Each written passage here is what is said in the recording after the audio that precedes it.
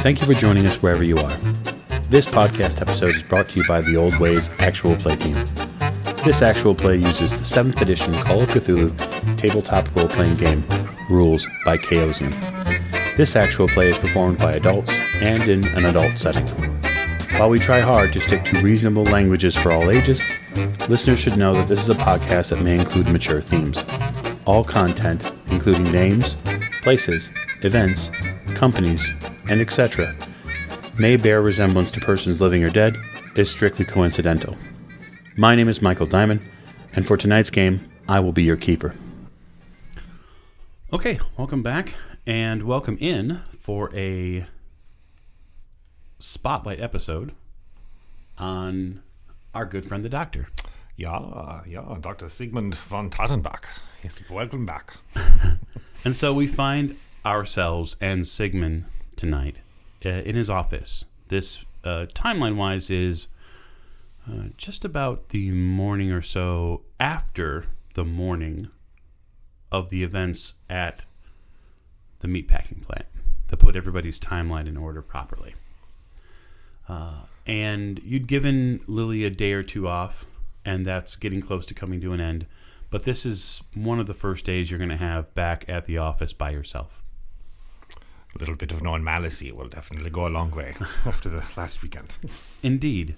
You do have some things in the office here that need attention. I think it's time to hire a cleaning lady, personally. Yeah, and maybe somebody with a better mop. Yeah, because the one I've had is just it's smoldering. The floors here are, well, maybe they need a little bit deeper of a cleaning. You also have a body that's mid-autopsy. Yeah, I should probably do something about that. You should. You head into the back room where the cultist's body lays still on the emergency cart that Mr. Forsyth had placed him on. You can still see the heavy straps that were used to hold the body down. You see the pocked mouth and lower throat area where the burn marks are from when the cultist had spit out whatever disgusting spewed his vile bile. Yes. And you can kind of still retrace the mental steps there of what happened. It all feels very fresh, even after everything that went down in underneath the secret place of one Jonathan Swift. The smell still lingers in this room. It clings to the tile and the brickwork back here just ever so slightly. Not so much that it would overpower your nose, but enough to where it hints at your nostrils. It never really goes away. No, it doesn't seem to. Doesn't seem to. Ugh. So, what will you end up doing with the body? The body. Well, that I've been giving that some thought, and I'm of two schools. He's a cultist, and he's not probably going to be registered under whatever name he was in Dunning. So, I mean, there's no real link between him and us other than, he's briefly seen between, like we were briefly seen with a person kind of matching his description. Right. And I do happen to know of a place with a really big hole in the ground. And as unethical doctor-wise as that is, this is a strange days make for odd bedfellows, as it were. I do think, just based off of what I know of Sigmund, I think he is educated and intelligent enough to know that it would be potentially dangerous to return to the Stockyards at any point in time in the near future, anyway. Yeah. And getting tied to any of that, I mean, cultist-wise or authorities-wise, it would mean the end of his career, probably. So it is. You hear the doorbell, the actual physical ring of the doorbell. And you were fairly certain that you'd locked the front door. One moment. I head up front. You head up front and you see, surprisingly, that Lily's walked through the front door. Oh, Ach, Lieben. I'm sorry, Doctor. It's Monday, and I didn't really know what else to do with myself. That is fine, Lily. I understand entirely. Of course, if you wish to take the day off, you're more than welcome to. But if you wish to come in and, help me. You can see that the door, she's not fully through the door just yet. She seems to be, with her body language, giving some attention with her shoulders to something to her right that is still yet obscured. There is a person I found here waiting outside, and they're insistent. Bring him in. She opens the door and helps a man about in his probably late 30s or late 30s or 40s. He seems to be having a difficulty walking. He's a bit he's struggling to put one foot in front of the other. He seems to almost lean a bit on Lily to get into the door, and she helps him to a nearby chair. He's got relatively slick back brown hair. He's dressed in more workman's clothes than a fine suit. He definitely has the look of someone who has recently gone through maybe a fever. He's a bit pallid, maybe some sweat beads on the top of his brow, and he definitely grabs at his knees when he sits down. Thank you. Oh, thank you, Lily. It's a very husky voice. Please have a seat, rest for a moment, and I will be right back. Thank you, Doctor. You hear a hint of Austria. Make note of that. She steps in back with you and takes off her coat and puts her effects down and then puts on her regular, not nurse's jacket or assistant's jacket, but it's the next best thing. Right. I'm sorry. Don't worry, Liebchen. It's fine. We are a doctor, and a closed sign means very little in the medical profession. So, what we are wondering is, where did you find him? Was he just outside? Yes, he was outside. Okay. Well, then we will give him a look over. He looks like he was previously ill, but I will see what I can find. Lily, I would like you to prepare him for an examination, please. I have one or two things in the back here to take care of, and then I will be right up. I'm sure that there are other places he could go if he needed to. Make me a psychology roll.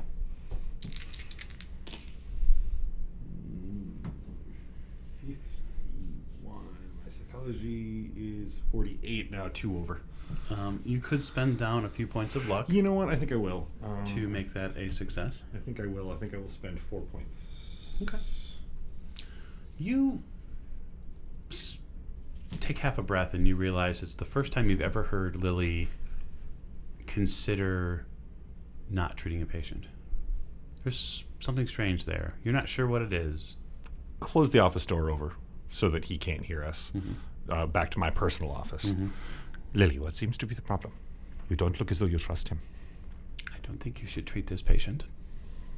Well, Lily, I took an oath. I do not have the luxury of treating or not treating a patient. She grimaces. I understand. Why, Lily, may I ask, do you think I should not? I do not want to say. I do not want to say. Is this a feeling you have, or is it something more concrete? It's personal. In so many ways. Is this related to you? No.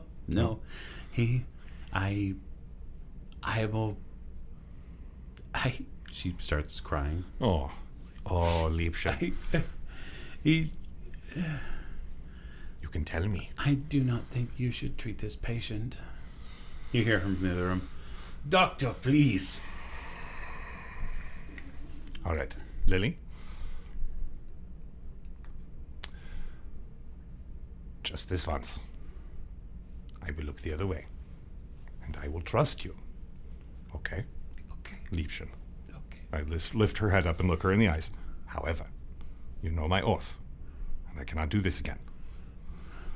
Do you understand? I do understand. Okay. So we will take him to the nearby hospital. We'll take him to Chicago General. Yeah. All right. And so when we leave the office here, I want you to call me a cab. She's wiping the tears from her eyes. You call a cab for him, and I will help escort him there personally. That will be the closest I will take him to treating him, okay? Oh, okay. I cannot turn my back on him. I understand. Go out to the room, go back into the general practitioner office. Mm-hmm. Okay. So, You see, he's taken his right boot off. Mm-hmm. And what you see is his right foot is swollen, and it's almost pockmarked. Like he has something wrong with his foot. like something's eating it? Not so much something's eating it, but it looks like he has... he's developed sores on his skin. Gangrenous?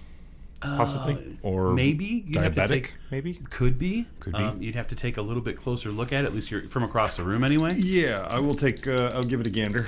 A medicine roll here. Mm-hmm. I got an 8 under 75, so that's an extreme success, yes. You take a look at his leg and instantly get a dial in on what's going on. He has a severe rash. It is something you've seen once before in person. Mm-hmm. You can't really place where all of a sudden. But you know that this rash stems from basically a poor hygiene and a problem with the acidic nature of his blood. Like he's having his blood's eating its way out. Yeah, it's having an issue like overall with his body. Is this a transmitted disease? Is this like something you can catch? No, it doesn't. You don't. The last leprosy? Time you'd have to check. Ooh. You have manuals and whatnot, but you also probably actually need to see it up close. Toward Lily, I would not. He reaches his hand up and says, "You see, Doctor, it's as bad as it was before." As before? Make a power roll. Power, math, sanity. Okay, power 65, 54 under 65.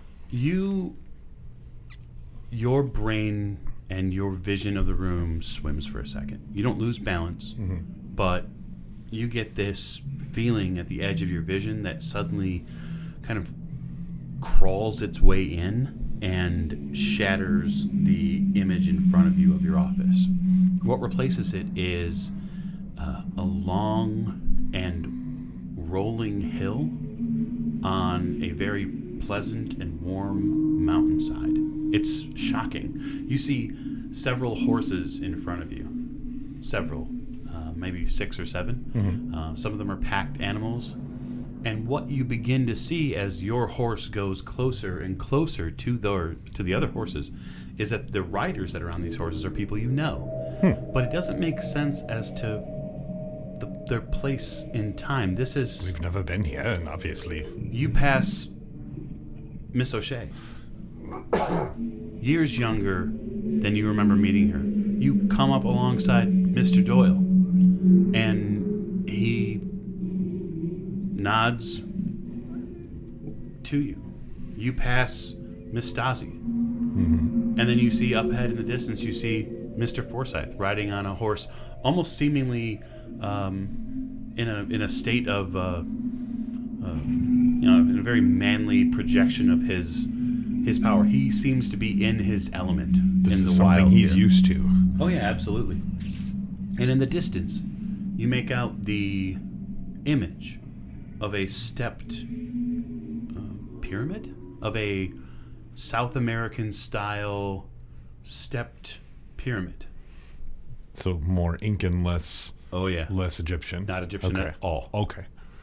And then you hear a horse neigh, and from behind you, you hear Miss O'Shea say, "I see it. There it is. just like the map said. And bang, you're back in your office. And then suddenly you realize that you've not gone to a knee, but you're holding on to a nearby chair. And you're about a meter or two from this patient. And he seems to be looking down at his foot and then looking up at you like, what are you doing? Come look at this. I'm sorry. I'm finding myself incredibly unwell at the moment. I do not know if I'll be able to help you as well as you need to be. However, I will make sure that you get to a hospital. We have a... Dr. Tattenbach, you're the only person who was able to cure this last time. Last time? Yeah. You see Lily come out from the back room. Do I recognize this gentleman? Give me a sand roll. Oh, fantastic. No, sir. 74 over 68.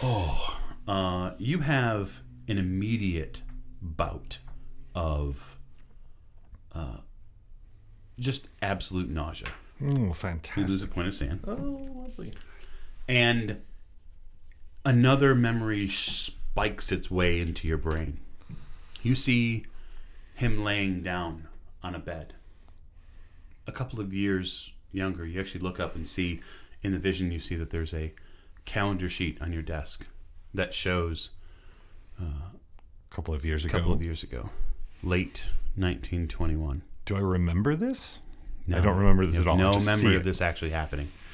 And you see that you were applying different ointments and you're applying different powdery medicinal uses to his foot. And you're unwrapping his foot and showing him how it's getting better. You almost see this provision as a progression of time. You see your body in different positions and in different times as the sun rises and falls on many of your interactions. And you suddenly remember his last name, Rosberg. Rosberg? Yeah, Rosberg. I came to you years ago with this issue. He puts his foot up and finally able to hoist it on, basically on top of a nearby chair. And then he lets out a really long exhale.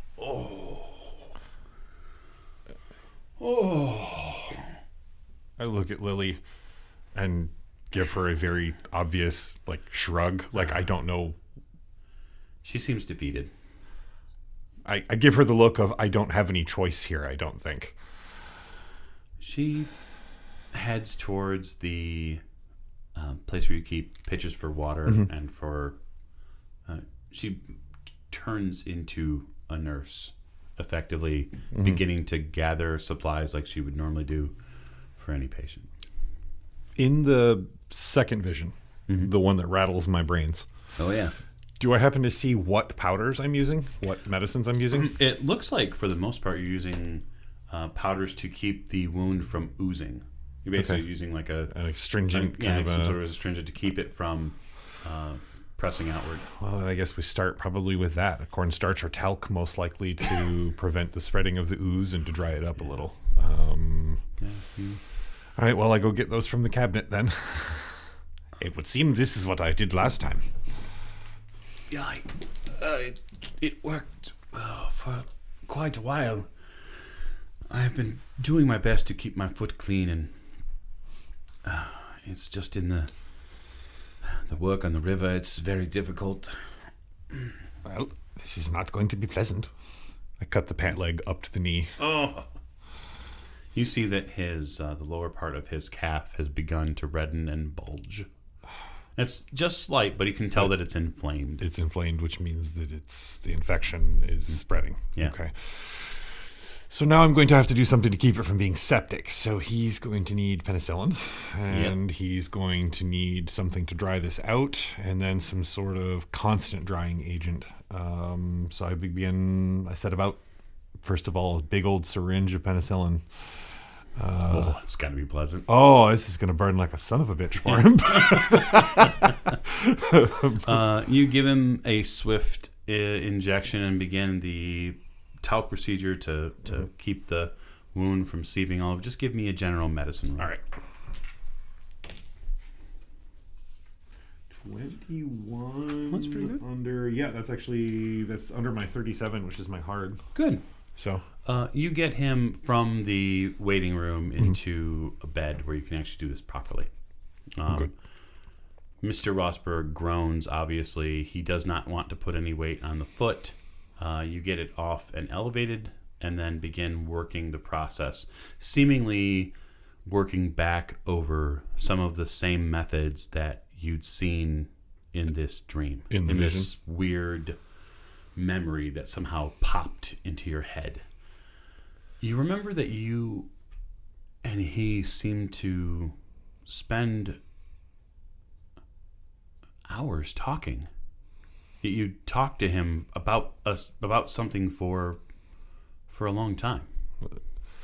As I'm treating him, and then occasionally I'm stopping and just kind of staring at him, I have to keep reminding myself to continue to treat him as a patient, because I have a weird double set of memories here, a memory and a non-set of memories, which are conflicting.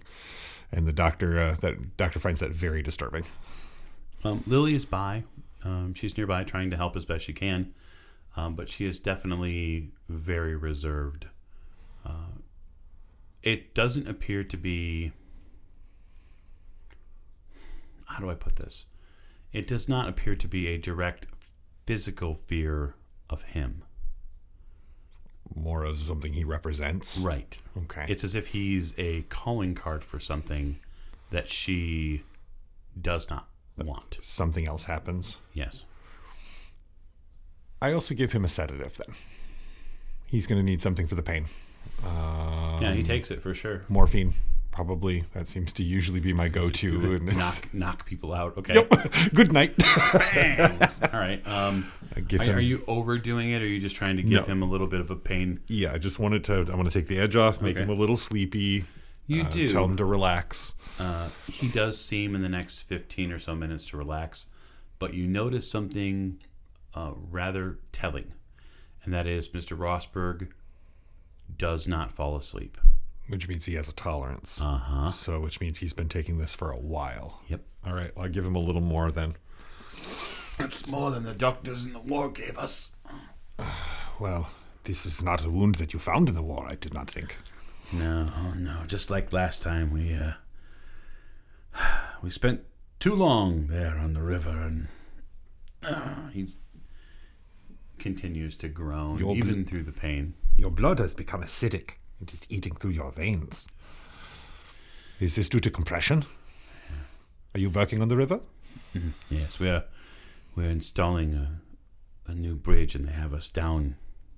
You are tunneled? Yeah. I have heard it's dangerous work. It is work. Well, that is why I'm here, for work. Absolutely, aren't we all? Yes. Well, you are going to get very sleepy. Yeah. I would suggest you give in to it. Take a break from the pain. Let Morpheus do his work. You know how to treat a patient, Doctor, eh? Nothing but a good time, yeah. I do remember the last time you also used morphine. It helped. He seems to kind of just Drift out. Yep. Doctor's Journal, March 26th, 12123. Here sits in front of me a body, a glass jar. Within it contains what I can only describe as a medical mystery to me. Some small gland that has been removed. It's about the size of a fist, with a small tube leading down to the esophagus was where I extracted it from. These tissues fascinate me. They don't conform to any known gland that I've seen in a human body before. I've searched through medical texts for years. There was one brief mention in 1815 of a Dr. Doward who had recorded some strange throat glands in the Salem settlement area, but they were closest to the tonsils, much smaller and not what I have, not what I am currently dealing with.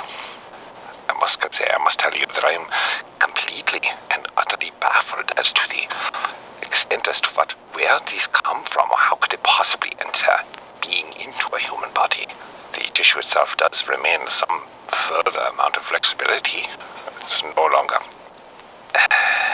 It no longer contains the fluids that it had earlier, but the thick green substance was quite vile, quite smelly. Got to put it everywhere. There are small amounts of it, but not as much as it was before. I will, of course, extract a small amount for further study later on. As for the body itself, the cavity area where the sac grows several things. I will do more exploratory research. The organs around it, especially the spleen and various other digestion organs, look like they have mutated into one large organ, such as the one I have in the jar. I can't tell you how much this disturbs me to think that the internal organs would all bundle together and become one horrible, terrifying organ just to be used in such a manner. I can't fathom that, no. Must be something else. And the lower portion of the sac does appear to have another tube used to connect to the stomach. Perhaps it was utilizing, as I said, the gallbladder, the spleen, all of the piles and fluids to produce its disgusting fluid that it expelled. I'm guessing here, grasping at straws, as they say. I will do more research. We will see what comes of it.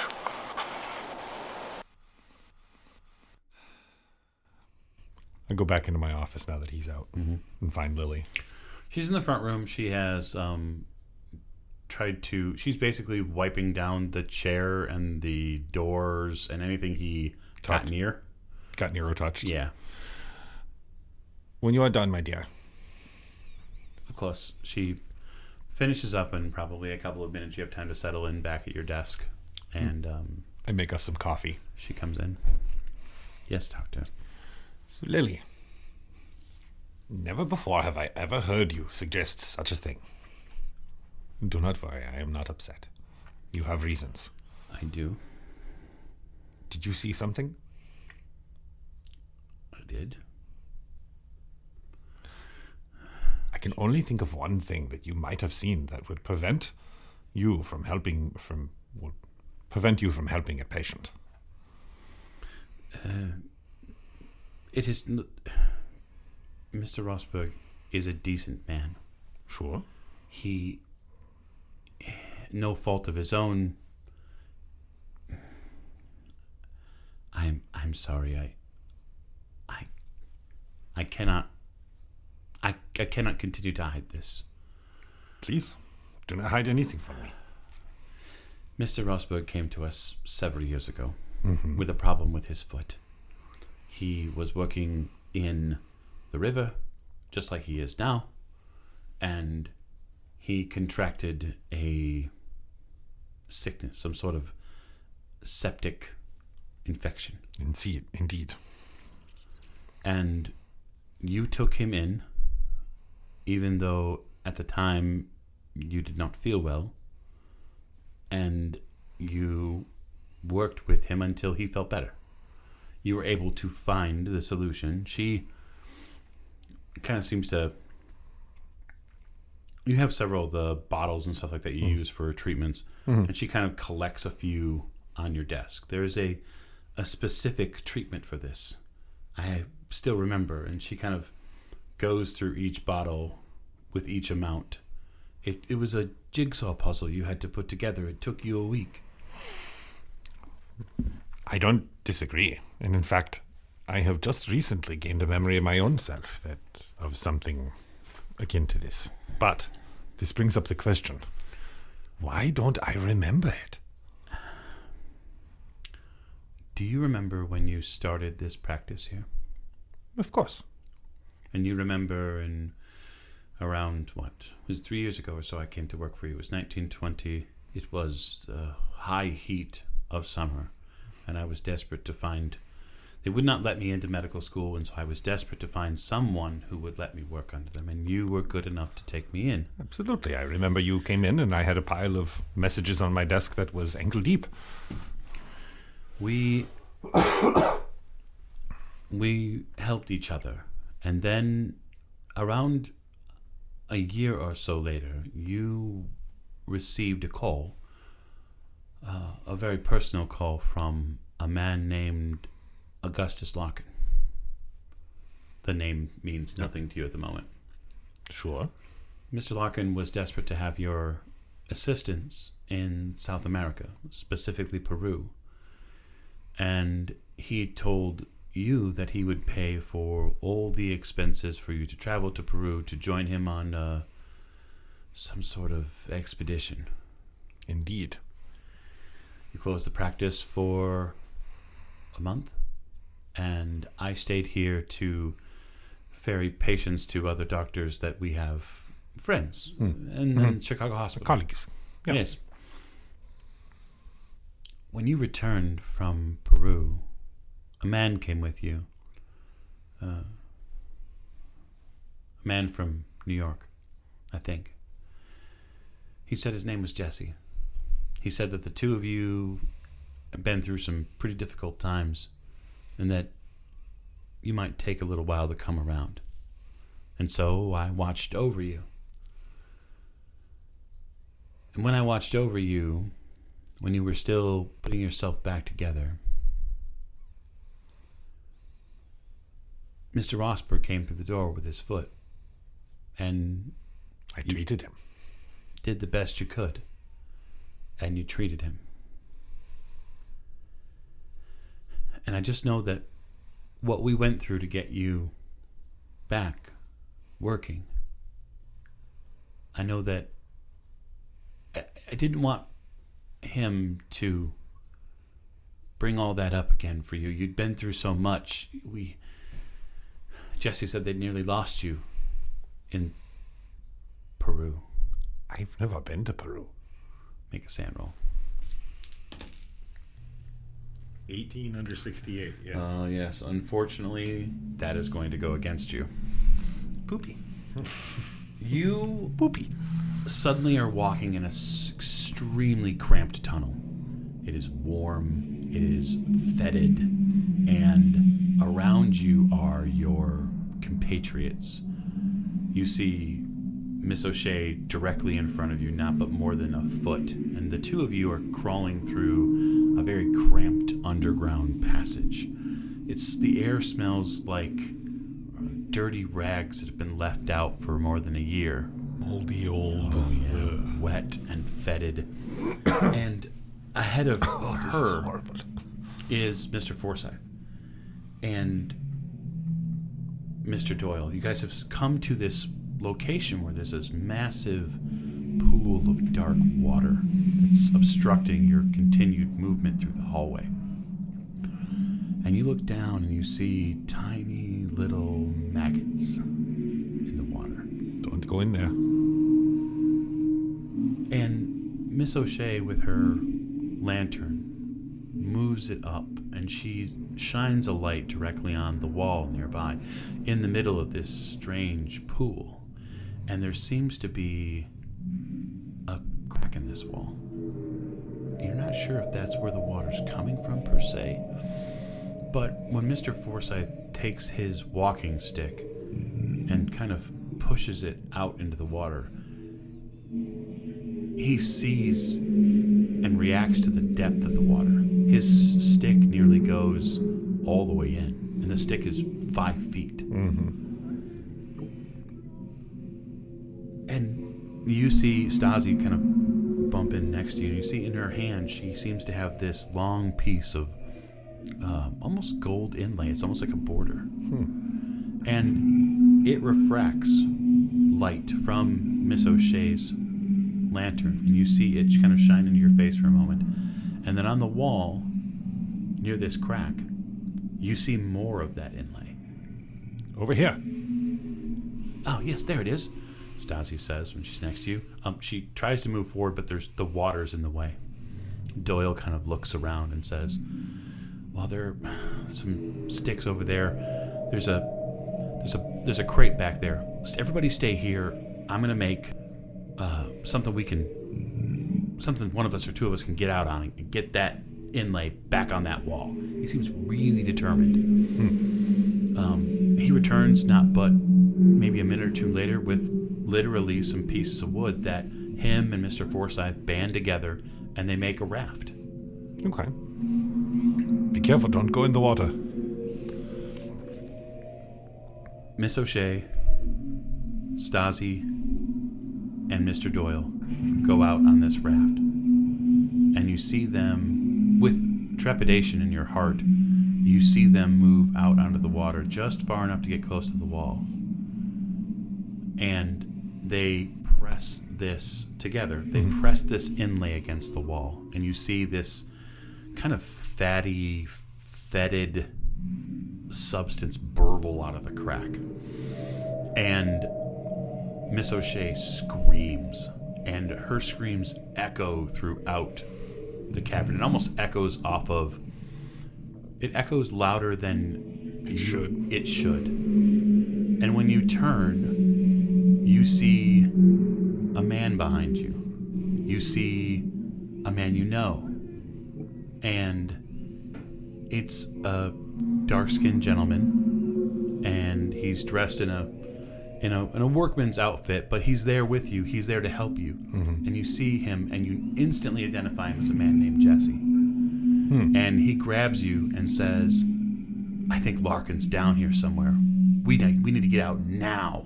And when he says the word "now," it reverberates against your skull. Almost a punch yeah. to the head, kind of a...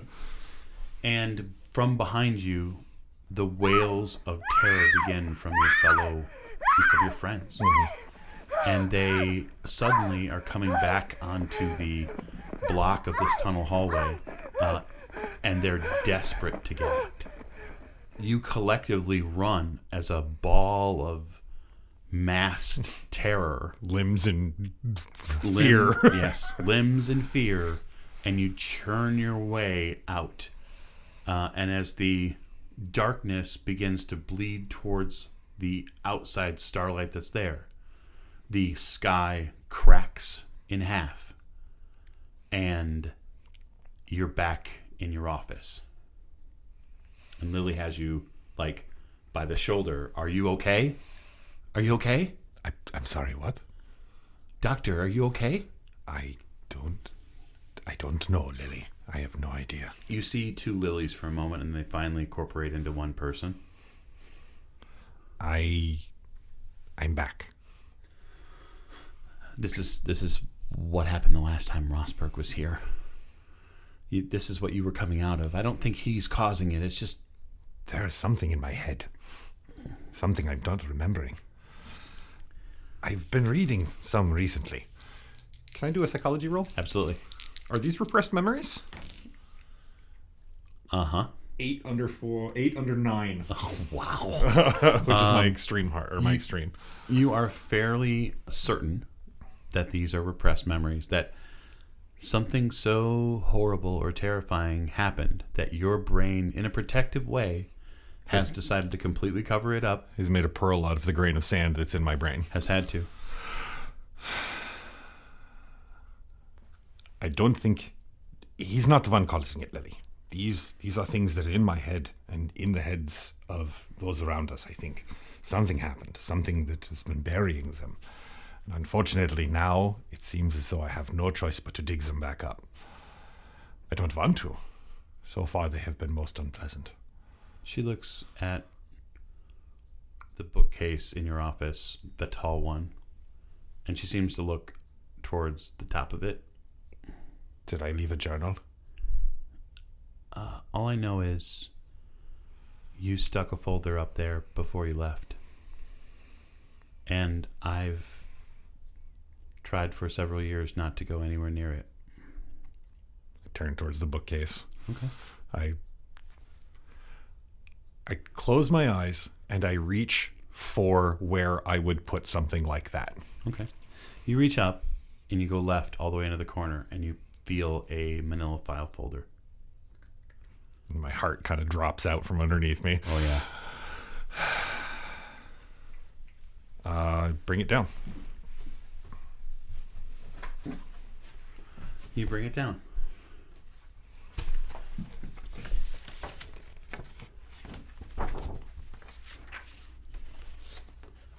What you see there is an international telegram. Radiogramma. Thank you for joining the expedition. Stop. Please join me in Lima. Stop. Have booked you room at Hotel Murray. Stop. Meet 18 March at 7 p.m. at bar. Just stop. Augustus Larkin. So this is from that Larkin that I was in my brain. The 20th. 1920? So apparently I have met this Larkin. Apparently, when you came back, Jesse helped you in the building. He didn't explain much to me. He just said that it had been a real tough trip and that you would need time before you were your old self again. And so I took care of you for about a month before Mr. Rosberg showed up. We did all sorts of normal stuff, and we got back to the books after about 2 weeks, and then Mr. Rosberg was one of the first new patients you took on, and you never spoke to me about anything that transpired in Peru? Nothing. And James, the tough part for you and tough part for Sigmund is that when you've probably been the past 10 minutes or so searching your brain for these memories, and it's like they're, other than the visions you've had, it's like they don't exist. It's There's like nothing. It's a gap in time. Humans, for the most part, can remember what they did, maybe the high points of stuff they did 2, 3, 4, 5 years ago. But for you, if you'd gone on vacation, if Sigmund had gone on vacation, he would remember going on vacation. If I was in Peru, I would remember going to Peru. That's a Yep. fairly sizable thing. But when you try to dial your memory back to that point in time in 1921, Gray fog. it's like there's a massive wall between you and whatever's there. I'm going to have to study the one thing that I avoid studying at all costs. My own brain. Thank you for not telling me this, Lily. And don't worry. I am so sorry. Don't worry. Don't worry. I hold nothing against you. You were only worried about my own well-being. I am here if you need assistance in talking through those memories. I may. I have recently also begun my study of the human brain. Psychology, as it were. Yes. There's a gentleman in Austria who is producing some really interesting research. Young. He is fascinating. However, I may need your help with this. Doctor's Journal, March the 27th, 1923. After looking deeper into the body of what I have procured, it would seem that the pharynx and the trachea have seen the worst of the after effects. This green goo is everywhere, and I have been spending just as much time doing this autopsy cleaning as I have actually evisceration, which is unfortunate. I am not a maid, but what would do in the name of science? It looks as though the teeth and hard palate have been affected, but only as much as that I have had to remove the goo, alcohol, or since he is deceased, I have attempted turpentine as well. Rubbing alcohol seems to work. Isopropyl seems to work as well. He seemed to be overall in fairly good physical condition. I mean, of course, minus the Vesuvius of goo that had come from inside of him. What truly disturbs, above and beyond the mutational aspects of this, is the scar itself. I have had time to examine, and this scar has been here quite a while, but it's not done all at once. It's not a brand. It is not a one ritual. This scar took quite a while. What disturbs me is that even if this was done by himself, it shows a horrible willpower, a means to do almost anything, perform almost any task, and that terrifies me. Their intent could be anything, and with this kind of horrible drive behind them, we really should be worried. It looks like the scar itself, for you see, was actually put on in small bits over time. by someone, himself or someone else. And this means that they were in there for a while, doing whatever it is with this group of people they was having done to them over time. I shudder to think of the other things that could have been done to them over this same amount of time. 9. This is not good. I will continue my research, and we will see what we can find out. Perhaps I'll be doing a good number of people a great service.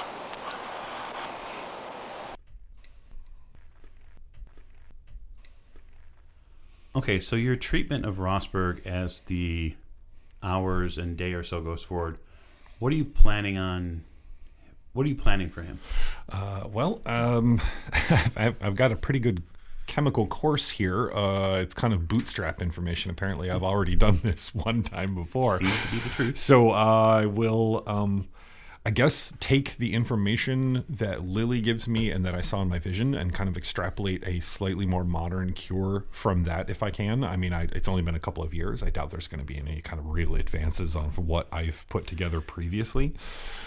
It doesn't appear so. The first treatment that you batch up probably isn't as effective as you'd like, but within maybe 6 to 8 hours of him being under treatment, you think that the rashed area has dropped by maybe 25%. Okay, so it's already receding. It's receding a bit. The top of his, or the top area above his ankle has already stopped being so inflamed. Fantastic. So the penicillin seems like it's working really well, thanks to your excellent extreme roll. Penicillin is working well, and between that and the drying agent, I think we will have this at least stabilized. Yeah. Definitely try to keep the oozing down. Obviously, I'm not rubbing salt in the wounds or anything, but No. A drying agent is definitely like a cornstarch, something like that. You can tell, though, within the first couple of treatments that the morphine does not last as long on Rosberg as it would on everybody else you've used it on. He's been dealing with something like this for quite a while, or this exact thing for quite a while. Well, he, in conversation, tells you that his wife, before she passed, was able to use her contacts at the local hospital to obtain morphine for him in very small doses. And then at one point he went to one of the Veterans Society meetings and told them that he'd suffered some terrible shell shock. He only did that so that way he could get a hold of morphine. So and he's been self-medicating effectively for quite a while, the past several years. Only because I'm going to check his arms then too. Yeah, it does not appear he has any syringe marks on his arms or his inner elbows area. What he does show you, though, is a pack, probably about as big as a cigarette pack, maybe a little longer. You see little vial drams of... It's a kit, essentially. Yeah. Okay. Yeah.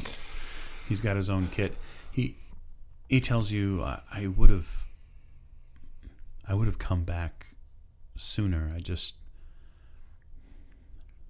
Some of the conversations we had when I was here last, Doctor, were troubling. You were not well. I was not well.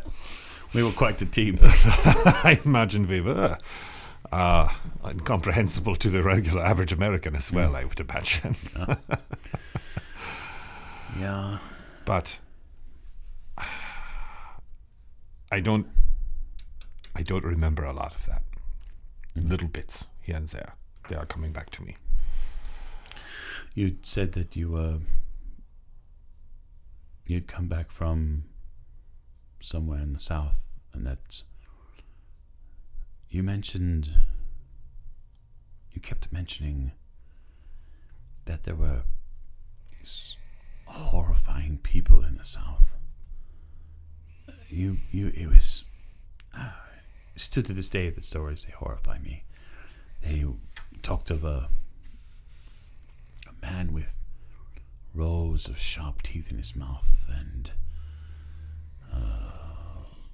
rather unbelievable physical abilities. I wish I could say they were completely unbelievable. My experiences as of late have restructured my beliefs as to what is possible and what is not, unfortunately. You kept mentioning a man named Jesse. His name does keep coming up. Did I ever mention a last name? I don't know. I cannot remember. I just remember he was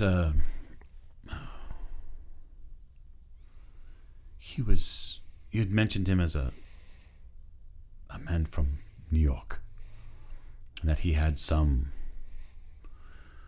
pulled you out of Peru before things became deadly.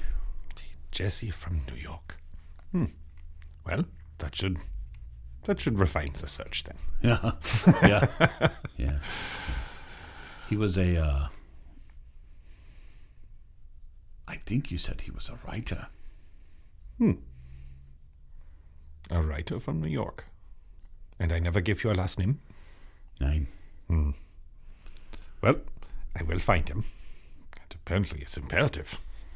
He seems to know more about me than I know about me at this moment. A dangerous thing. Yeah. The leg, how long do you think before I can go back to work? I would not go back to work more than a week. You're going to need to take some time off. Oh, my bosses will. Your bosses will understand, unless they want to put the talc on your leg. Your bosses give you problems. You have them come talk to me. Would you write something for me that I can give them? I will write off a couple of scripts for you. Thank you. I write him a script for work, and I write him a script for a small, moderate prescription for morphine. You are concerned that for him, but I don't want him to be saving it up and having a problem on my dime. Yeah, you just from his interactions with your pain medications, you are concerned he may be not only just developing a tolerance for it, but an addiction. But he may be developing a taste for it, let's say. Yeah. And so you'd probably want to be a little careful. Exactly. The next day or so, you watch him. He doesn't have any family or friends that seem to drop by. He seems to be. You get through conversation that Mr. Rosberg, Hans Rosberg, is alone. That his wife was barren, not able to bear him any children, and that they initially came to Chicago from New York, and before that they were in Germany or in Austria, and they had come to hope that America would be the place where they would start a family and all these visions and all these things that they'd wanted to do, and it just never worked out for them. America does not give to everyone. Quite often she takes away. It does seem that way. Yeah. But after 2 days or so, he takes his leave. The swelling has gone down a good 50 to 75%, and so he's able to put his now clean shoes on, because Lily did at some point clean them out just to make sure that there weren't any bacterial remnant. remnant. They smell quite a bit like bleach. Yes. But she is able to clean them out and get them working again, and he does take his leave. He thanks you. He hopes he hasn't caused you any trouble. 9. You have not caused me any trouble. If nothing else, you have opened doors for me. He limps noticeably away, but he says that he has enough money to call a taxi or a cab or something like that to get him. I have Lily call him one. Yeah. To get him home. He should not walk on that. And I remind him very adamantly that he should take at least a few more days off. He tells you that he's willing to wait until next Monday. It's about Wednesday now. Very good. And that he hopes that he's strong enough to go to work then. Very good. You think he will be? Good. Yes. If there are any problems or complications, of course you come back and talk to me. Thank you, Doctor. 9. Doctor's Journal, March the 28th, 1923. Unfortunately, I am running into a severe problem with research on these specimens. As they decay so quickly, they fall apart. There's not exactly an evaporation effect, but an advanced state of destruction in the materials itself, just exposed to common air. Almost as if they weren't supposed to exist in the first place, and nature is crushing them out.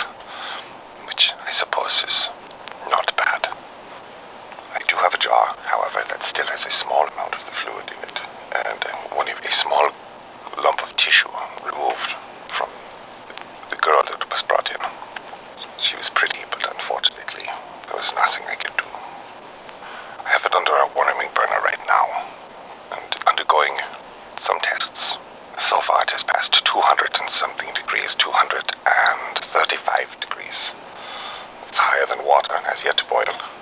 And as I am watching, it is surpassing the level of octane as well. What is this, and how could the body possibly produce such a vile substance? And if it is produced, how do they continue to walk around? I would think that this, when introduced into a human body, would cause immediate illness and possibly death. Probably death. I also noticed that it does seem to go into an evaporation after being removed from the body. Oh, it is coming to a boil and is very quickly evaporating. It looks like isopropyl alcohol does. Interesting. Oh God, it's making horrible smells. It opens the window. Okay, that's better. Better, much better. There we go. I apologize. After a week or so of study, however, I have come to a handful of realizations, if you will. This tumorous lump that I removed, that was producing this viscous fluid, was created biologically, but I cannot understand how, although there is some burning in the soft tissues itself. So, were he still alive, I am willing to wager he would have survived this, which is a terrifying thought. As if he survived this, there may be more walking around with such an organ inside of them right now, and we might not know. Finally, of the fluid itself, various manipulations have revealed only that it is extremely caustic and stable, shelf-stable, until such time as it is evaporated. When heated, this leads me to believe that once the biological mass is removed from the subject,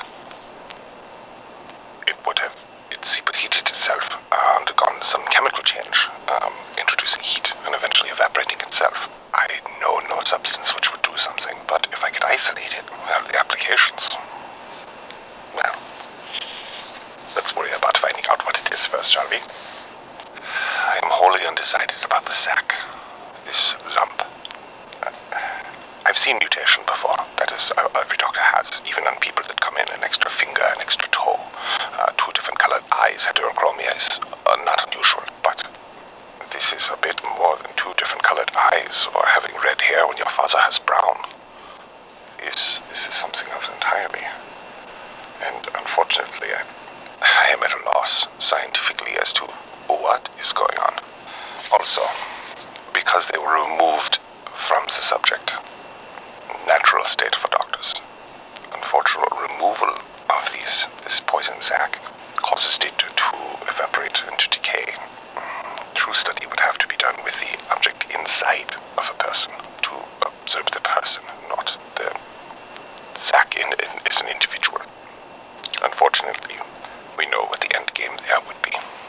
I have also noticed, and I must say, this disturbs me to know and frustrates me even more, that as a scientist, I am driven to study the physical, things that I can put my hands on, tongs and scalpel. And this decays so quickly that there is almost no way to get a good, viable research. A few pictures, some goo in a jar. I have to see if I can find more samples. More study is definitely worthwhile.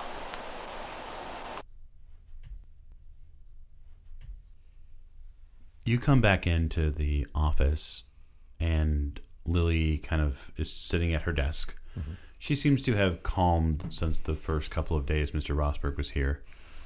She seems to have gotten the paperwork on the desk in order, and she seems to be lining up kind of what the rest of the weekend next week is going to look like. Go over and thank her. Lily, I want to thank you. You had my best interests at heart, and you always do.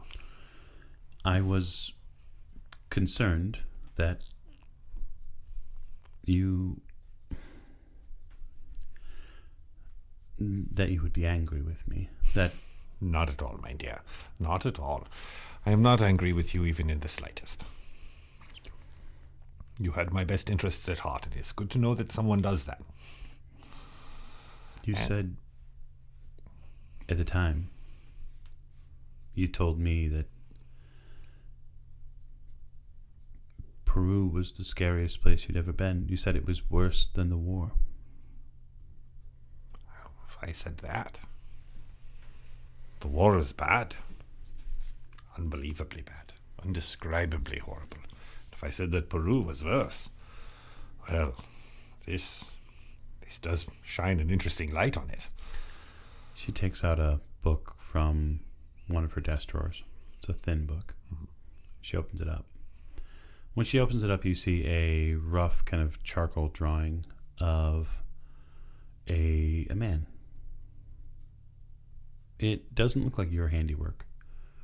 I sketched this. She turns it around to you. I sketched this from your description. You see a man in a suit. Someone who looks not South American, maybe African, maybe. Okay. He has a massive maw, like his mouth is distended. And there are rows and rows of teeth in his mouth, all in a strange circular pattern. Lamprey? Kind of like a lamprey or a shark maw. Like a shark. Well, lamprey's probably closer. Lamprey's closer. And you see his kind of almondy eyes. He looks completely alien from a regular, every average date show. He looks like he's a monster. There's something very wrong with this person. Yeah. And she says, you called him Mendoza. That was his name. Mendoza. Yes. She flips the drawing over and you see that there's text. She's written something back there. It says here that Mr. Doyle and Mr. Forsyth collided with him in some sort of fight. And that even after they'd shot him and stabbed him repeatedly, that he eventually came back.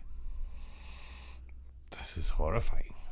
I've heard stories of men with disabilities, but nothing I could place personally. She closes the book. I didn't write the rest of it, but I'll never forget what you said.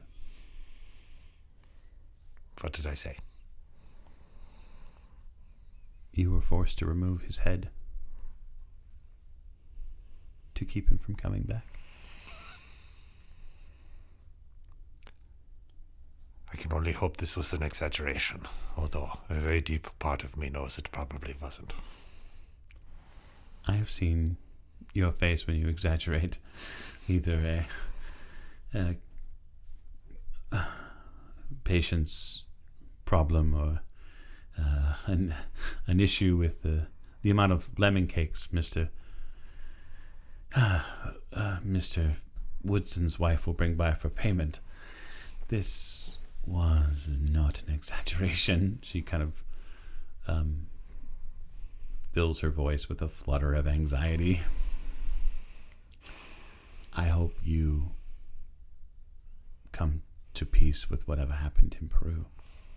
Well, Lily, it may come to pass that in order to come to peace with what happened there, I may have to re-delve into what happened.